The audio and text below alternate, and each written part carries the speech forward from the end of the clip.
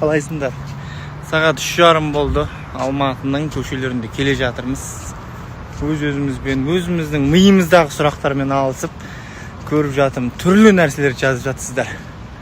Еркек емес езекесің. Жарайды. Сол қатын артынан жүріп шаршамадың ба? Мақұл. Ата-ананың үмітін ақтамадың ғой, балам дейді.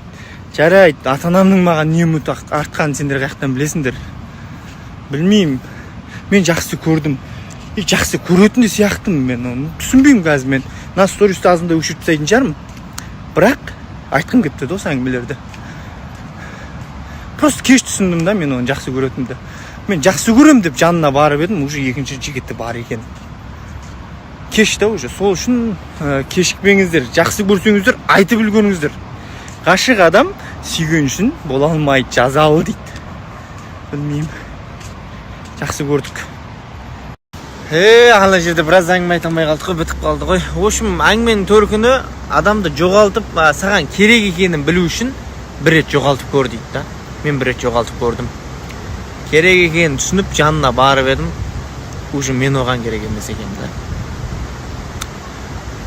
Сол ғой айтайын дегенім, бар кезінде бағалап үйреніңіздер. Жандарыңыздағы адамды бар кезінде бағалап үйреніңіздер. Ертең айтсам біреумен тұрған, біреумен кездесіп жүрген, біреумен фотосын көріп өкініп отырасыздар.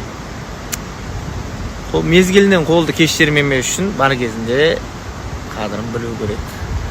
Не істейміз енді, жігітпіз, жігіттің мойнында қылар қаншырмайды дейді. Ары қарай өміріміз сүре береміз. Сосын андай әңгіме айтатындар, неге сол қатынға жабысып қалдың, ажырасқан қатынға жабысып қалдың деп айтатындар.